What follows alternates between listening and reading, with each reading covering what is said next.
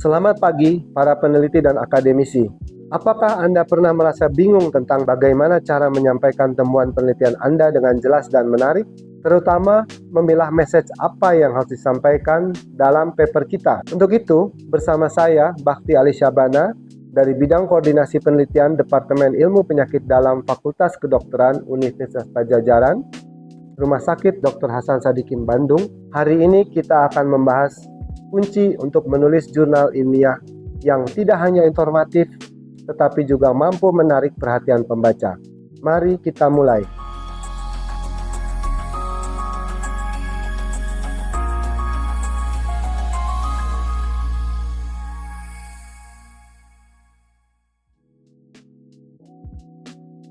Menulis jurnal untuk publikasi ilmiah adalah langkah penting dalam perjalanan penelitian kita. Namun, sebelum menulis, kita harus memahami satu hal yang sangat krusial, pesan yang ingin kita sampaikan. Pesan ini adalah inti dari makalah kita dan menentukan apakah publikasi kita akan menarik bagi pembaca. Seperti yang pernah dikatakan oleh Albert Einstein, jika kita tidak bisa menjelaskan sesuatu dengan sederhana, itu berarti kita belum benar-benar memahaminya. Jadi, mari kita gali lebih dalam tentang bagaimana kita bisa menyampaikan pesan yang jelas dan efektif dalam tulisan kita. Pertama-tama, kita harus memutuskan kapan waktu yang tepat untuk memulai. Jika Anda merasa bahwa penelitian Anda dapat diringkas menjadi satu pesan yang jelas, maka saat itulah Anda harus mulai menulis. Pesan ini harus mencakup temuan utama dari penelitian Anda, yang seringkali kita sebut sebagai punchline. Ini adalah poin penting yang dapat mengubah pemahaman komunitas ilmiah atau pengelola program kesehatan. Misalnya, jika penelitian Anda menemukan bahwa vaksinasi dapat mencegah wabah penyakit tertentu, maka itu adalah punchline yang harus Anda sampaikan dengan jelas. Pesan yang jelas ini akan membantu pembaca memahami pentingnya penelitian Anda dan dampaknya terhadap masyarakat. Sederhananya, biasanya merupakan kalimat pertama, bahkan headline dari suatu berita. Sekarang, bagaimana kita menentukan pesan yang harus disampaikan? Kita tidak boleh terjebak dalam jargon ilmiah yang sulit dipahami. Sebaliknya, kita harus menyampaikan pesan dengan kalimat yang jelas dan lugas. Ini adalah tantangan yang sering dihadapi oleh banyak peneliti. Kita sering merasa perlu dan ingin menunjukkan seberapa banyak yang kita ketahui tentang hasil penelitian kita itu. Tetapi sebenarnya yang lebih penting adalah menyampaikan pesan yang dapat dipahami oleh pembaca. Seperti contohnya di sini, pesannya adalah kita menghancurkan bumi.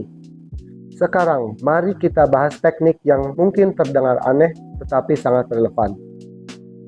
Bayangkan Anda berada di lift bersama bos Anda yang sangat sibuk.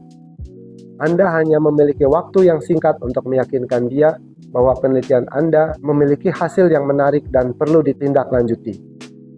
Selama dalam perjalanan lift, bos Anda bertanya, "Oh, bagaimana? Apa yang Anda temukan dalam penelitian Anda di Papua kemarin?" Anda hanya memiliki waktu 1 menit untuk menjelaskan, dan Anda harus menyampaikan pesan dari penelitian Anda dalam kurang dari 25 kata. Sebagai contoh yang bisa Anda sampaikan adalah, kami meneliti wabah pertusis di Papua dan menemukan 205 kasus, semuanya pada pasien yang tidak tervaksinasi. Dengan demikian, Papua perlu memvaksinasi populasinya. Ini adalah pesan yang singkat, padat, dan jelas. Mengapa pesan yang jelas itu penting? Ketika kita mengirimkan manuskrip ke penerbit, editor akan menerima banyak makalah lainnya. Mereka akan mencari makalah yang memiliki pesan yang jelas dan dapat dibaca dengan mudah dalam beberapa kalimat pertama.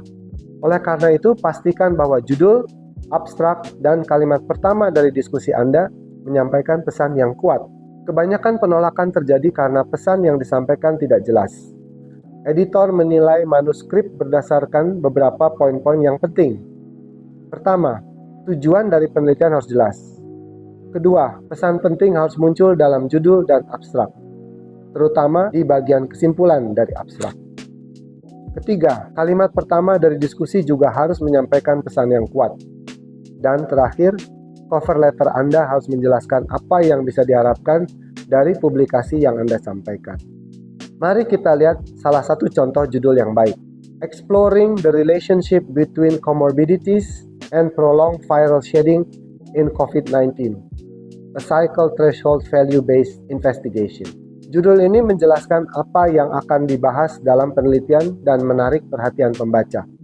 Di dalam kalimat terakhir dari abstrak, kita bisa menyampaikan bahwa studi ini menunjukkan bahwa pasien COVID-19 dengan HIV/AIDS dan penyakit autoimun menunjukkan viral shedding yang lebih lama dibandingkan dengan pasien yang lain. Ini adalah hasil yang penting dan harus disampaikan dengan jelas. Ketika kita berbicara tentang hasil penelitian, kita tidak boleh takut juga untuk melaporkan hasil yang negatif. Dalam cover letter, kita bisa menjelaskan bahwa hasil negatif itu penting. Misalnya, kita bisa menyatakan bahwa kami memiliki publikasi yang membuktikan secara kuat bahwa suatu intervensi atau paparan tertentu tidak berpengaruh pada suatu outcome yang kita harapkan. Ini adalah informasi yang berharga dan harus disampaikan dengan jelas. Dan kemudian di diskusi kita juga harus jelaskan bahwa apakah itu sesuai atau tidak sesuai dengan hipotesis kita dan mengapa temuan itu bisa terjadi berdasarkan literatur-literatur yang lain. Sekarang jika Anda ingin mempublikasikan penelitian Anda, ada beberapa latihan yang Anda bisa lakukan. Pertama, coba tuliskan pesan dari penelitian Anda dalam 20-25 kata. Ini adalah latihan yang baik untuk membantu Anda merumuskan pesan yang jelas.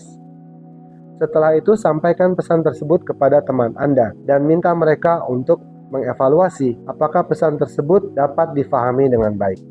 Akhirnya, ingatlah bahwa menulis jurnal ilmiah adalah tentang menyampaikan pesan yang penting dan relevan.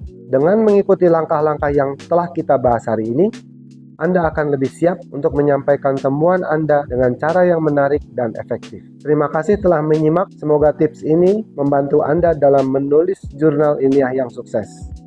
Sampai jumpa di kesempatan berikutnya.